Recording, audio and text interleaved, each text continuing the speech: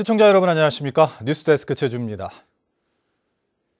제주 MBC는 민족 대명절 한가위를 맞아 실시한 도민 여론조사 결과를 오늘부터 연휴 동안 연속 보도합니다. 오늘은 첫 순서로 제주 최대 현안인 제주 제2공항 문제를 집중적으로 살펴보겠습니다. 공항시설 확충에 대해서는 현 공항 확충이 성산읍 제2공항 건설에 대해서는 반대 응답이 높았습니다. 먼저 김찬현 기자가 보도합니다. 제주도와 도의회, 국토부의 3자 합의로 현공항 확충에 대한 공개 토론회를 개최하고 도민 의견 수렴을 실시하기로 한 제주 제2공항 건설 사업. 도민들에게 공항시설 확충이 필요한지를 물었습니다.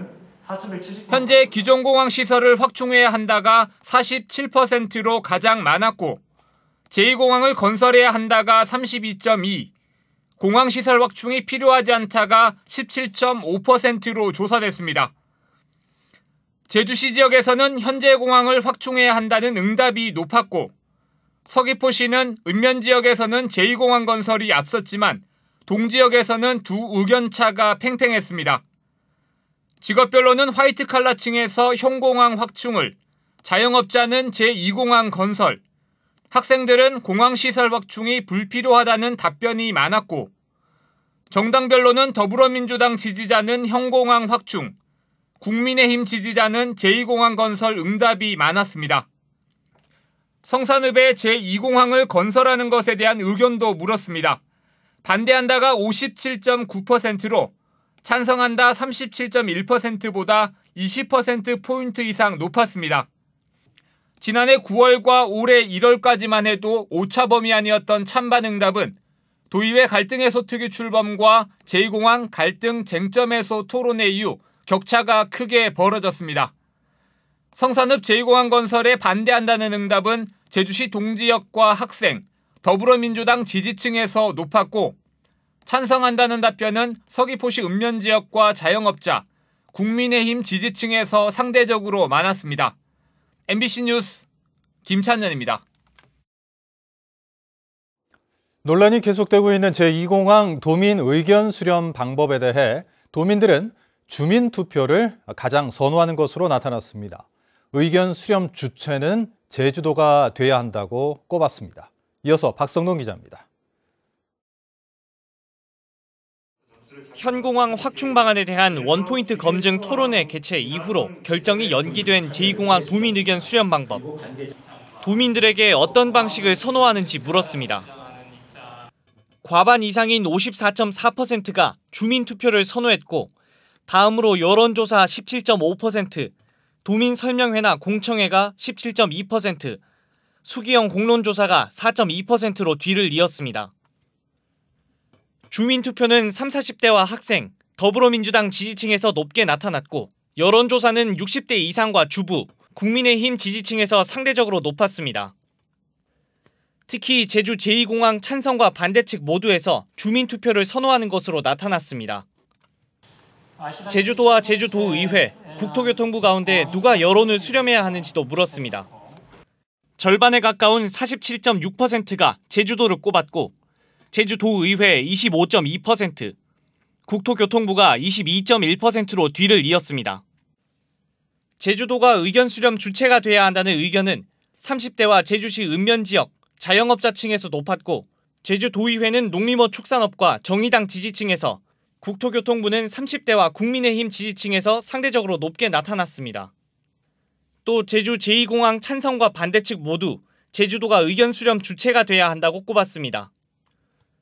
이번 여론조사는 제주 MBC가 코리아 리서치에 의뢰해 지난 26일부터 이틀 동안 실시했으며 그 밖의 사항은 중앙선거 여론조사 심의위원회 홈페이지에서 확인할 수 있습니다. MBC 뉴스 박성동입니다. 제주도가 내년도 예산 절감을 위해 공직 내부 경비를 최대 70%까지 삭감하기로 했습니다.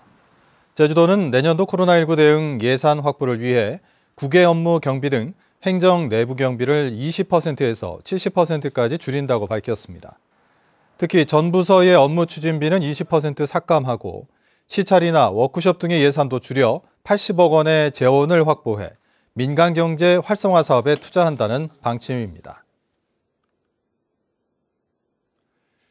추석 연휴를 하루 앞두고 제주는 벌써부터 관광객들로 북적이고 있습니다.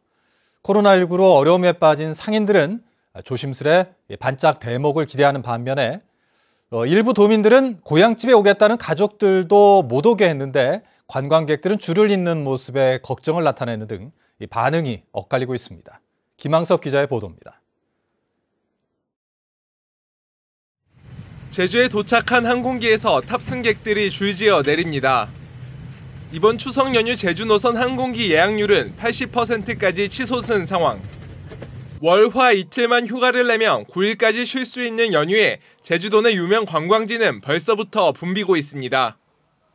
에메랄드빛 바다 풍경을 감상할 수 있는 한담 해안은 투명 카약을 타고 정취를 즐기는 관광객으로 가득합니다.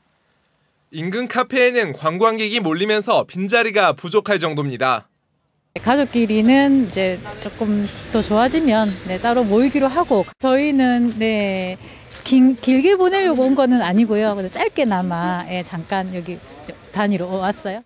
인근 상인들은 코로나19 확산을 염려하면서도 늘어나는 매출이 반가운 것도 사실입니다. 뭐 일단 장사하는 입장에서는 손님들이 많은 게 없는 것보단 낫겠죠. 무증상 환자들이 들어왔을 때가 이제 제일 걱정되죠. 지난 26일부터 오늘까지 제주를 찾은 관광객은 11만 8천여 명. 내일부터 다음 달 4일까지 이어지는 추석 연휴에는 19만 8천여 명이 제주를 방문할 전망입니다.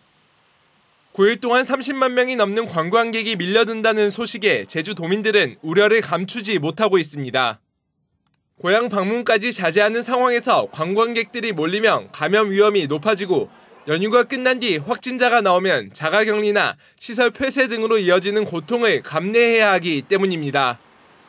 열감지를 한다고 해도 잠복기나 이런 시기에는 잘 발견을 빨리 못 하잖아요. 그러니까는 애도 키우고 있는 터라서 더 불안하고 학교 보내기도 무섭고. 혹시나 확진자가 왔다 갈 수도 있고 그래서 모르는 거니까 좀 많이 불안합니다. 마스크 잘 쓰고 돌아다닐 때 좀 위생 관리 잘 하시고 그랬으면. 코로나19 속에 맞는 추석 연휴. 30만 관광객을 맞이하는 제주의 소갈이도 깊어지고 있습니다. MBC 뉴스 김항섭입니다.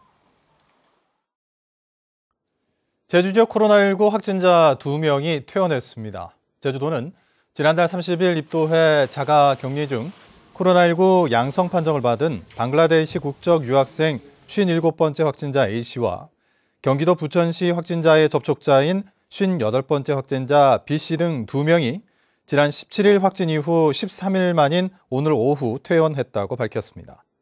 이로써 도내 격리 치료 중인 환자는 59번째 확진자 1명입니다. 코로나19로 경제적 어려움을 겪는 이들을 노린 전화 금융 사기, 보이스피싱이 추석을 앞두고 기승을 부리고 있습니다. 금융기관 직원을 사칭해 보낸 해킹용 앱을 깔도록 유도해 개인정보를 빼내는 수법을 썼습니다. 이소영 기자입니다. 열흘 전 서귀포시에 사는 김모 씨는 모 여신업체 직원이라며 저금리 대출을 안내하는 전화를 받았습니다. 10%대 금리로 1,000만 원의 대출을 떠안고 있던 김 씨는 안내에 따라 대출 신청용 앱을 자신의 스마트폰에 깔았습니다. 안내 직원은 대출금 일부를 상환하면 나머지를 저금리로 전환해주겠다며 상환할 대출금은 해당 금융기관 직원에게 직접 전달하고 자신에게는 대출금 완납 증명서를 제출해달라고 설명했습니다. 김 씨는 다음 날 금융기관 직원을 만나 이자를 뺀 원금 920만 원을 건넸습니다. 하지만 거기까지. 이후 저금리로 전환해주겠다던 직원과 연락은 끊겼습니다. 알고 보니 직접 만난 금융기관 직원도 통화한 여신업체 직원도 모두 신종 보이스피싱 금융 사기범들이었습니다. 요즘은 뭐 했죠. 우리 후에 현금을 달라고 하길래 이거는 대환으로 들어간 거래갖고 대납 처리했잖아요. 금융기관에 걸리면 자금에도 한다니까. 김 씨가 스마트폰에 깔았던 대출 신청용 앱은 김 씨의 휴대전화를 해킹해 여신업체를 사칭한 곳으로 전화를 걸도록 유도한 겁니다. 이자로 나가는 돈을 줄이려던 김 씨는 2배로 늘어난 빚을 떠안게 됐습니다. 김 씨와 같은 수법으로 돈을 뜯긴 피해자만 최근 보름 새 6명, 피해 금액만 1억 4천여만 원에 이릅니다. 경찰이나 검찰 금융감독원 등 정부기관은 절대 전화로 개인 금융정보를 요구하지 않습니다. 또한 은행 등 금융기관에서 직접 현금으로 채무 상환을 요구하면 일단 보이스피싱을 의심해 봐야 합니다. 경찰은 현금 수거책인 25살 이모 씨를 사기 혐의로 구속하고 총책과 일당을 쫓고 있습니다. MBC 뉴스 이소연입니다. 비브리오 폐혈증으로 치료를 받던 40대가 숨졌습니다. 제주보건소는 지난 22일 비브리오 폐혈증 확진을 받아 병원에서 치료를 받던 40대 남성 A씨가 어제 폐혈성 쇼크로 숨졌다고 밝혔습니다. 평소 당뇨와 간 질환을 앓고 있었던 A씨는 지난 16일 어패류를 섭취했다는 진술에 따라 보건당국에서 역학조사를 벌여왔습니다. 제주에서는 지난 2016년에 이어 4년 만에 비브리오 폐혈증 사망자가 발생했고 전국적으로는 2017년 이후 73명이 숨졌습니다. 다음 달부터 비상품 감귤 유통 행위에 대한 과태료가 500만 원에서 1,000만 원으로 2배 인상됩니다. 제주도는 과태료 인상을 담은 감귤 유통에 관한 조례 개정안이 최근 도의회를 통과함에 따라 다음 달 14일 공포하고 현장 단속에 바로 적용한다고 밝혔습니다. 비상품 감귤 유통 과태료는 그동안 금액이 500만 원에 불과해 실효성이 떨어지고 솜방망이 처분이라는 지적이 제기돼 왔습니다. 국회 행정안전위원회 국정감사가 제주에서 열립니다. 국회는 다음 달 7일부터 26일까지 상임위원회별로 국정감사를 실시할 계획인데 행정안전위원회는 다음 달 23일 제주도청에서 제주도와 제주지방경찰청을 대상으로 국정감사를 실시할 예정입니다. 국정감사에서는 4.3 특별법 개정과 제주특별법 7단계 제도 개선, 제주자치경찰 존폐 등이 쟁점이 될 전망입니다. 교육의원 피선거권 제한은 위헌이라며 제기한 헌법소원이 기각된 것과 관련해 제주참여환경연대는 논평을 냈고 민주주의의 가치를 지키고 교육 자치를 위해서 교육의원 제도 폐지를 계속 추진하겠다고 밝혔습니다. 참여환경연대는 교육의원 출마 자격 제한과 관련해 헌법에 명시된 교육의 전문성과 민주주의의 가치가 충돌하는 상황에서 헌재가 우선 가치에 대해 판단을 포기하고 구시대적 판결을 내린 데에 대해 심각한 우려와 유감이라고 비판했습니다. 제주 지역에서는 추석 당일 보름달을 구름 사이로 볼 수 있을 것으로 보입니다. 제주지방기상청은 추석 당일인 모레 초저녁에는 구름이 다소 많겠지만 밤부터 맑아지면서 보름달을 볼 수 있을 것으로 전망했습니다.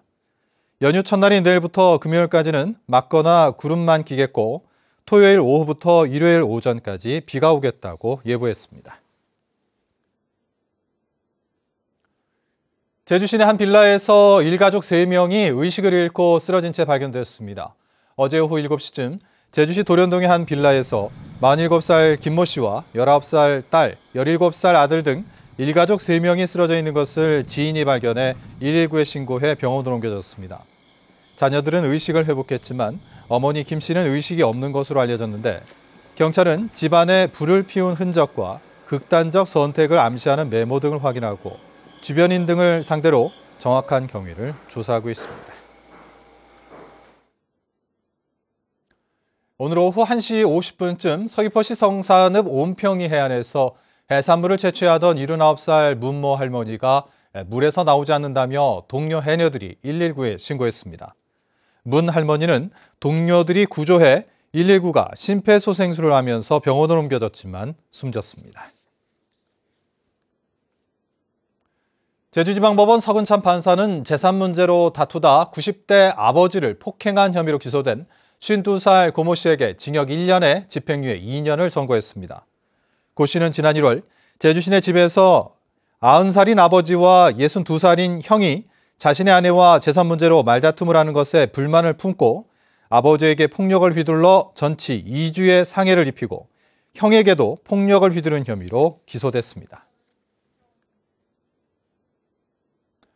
서귀포시 성산읍 주민들이 KBS 제주 송신소 건립 당시 토지를 강제 수용당했다며 반환을 촉구했습니다. 성산읍 주민과 KBS 제주 송신소 원 토지주 등 10여 명으로 구성된 일출봉 지킴이 협동조합은 오늘 성산읍 KBS 제주 송신소 앞에서 기자회견을 열고 정부와 KBS가 송신소 토지를 반환하라고 촉구했습니다. 이들은 지난 1975년 송신소 건립 당시 헐값에 토지를 수용당했고 현재 송신소가 사실상 용도 폐기 수순에 이르렀다며 원래 토지주에게 부지를 돌려주라고 요구했습니다. 제주도 공보관에 고경호 도지사 언론비서관이 임용됐습니다. 원희룡 지사는 오늘 개방형 공모로 선발한 고경호 신임 공보관에게 임명장을 수여했습니다. 고 신임 공보관은 제주일보 기자 출신으로 원희룡 지사 선거 캠프 대변인과 제주도 언론 비서관 등을 맡아왔습니다. 해군이 6.25 전쟁 70주년을 맞아 서귀포시 소재 참전 유공자 384명에게 감사 메달을 전달합니다. 윤종준 해군 7기동 전단장은 오늘 서귀포시 강정동 김대원 농과 이달선 농 자택을 방문해 감사 메달과 위문품을 전달하고 국가를 위한 희생과 헌신에 대해 감사하다고 밝혔습니다. 추석 연휴 전자증명 발급 서비스가 중단됩니다. 행정안전부는 오늘 오전 10시부터 다음 달 4일까지 신규 주민등록 시스템 구축 작업으로 무인 민원 발급기 운영을 일시 중단한다고 밝혔습니다. 이에 따라 연휴 기간 제주공항과 항만에 설치된 무인 민원 발급기 이용도 중단돼 항공기나 선박 이용의 신분증 지참 여부를 반드시 확인해 줄 것을 당부했습니다. 도내 제조업체 기업 경기가 하락세를 보이고 있습니다. 제주상공회의소가 제주 지역 제조업체 80곳을 대상으로 올해 4분기 기업 경기 전망을 조사한 결과 전분기보다 6포인트 하락한 71로 집계됐습니다.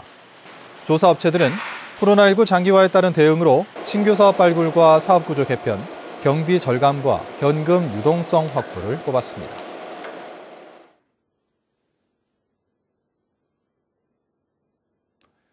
이상으로 뉴스 데스크 제주를 마칩니다. 시청해주신 여러분 고맙습니다.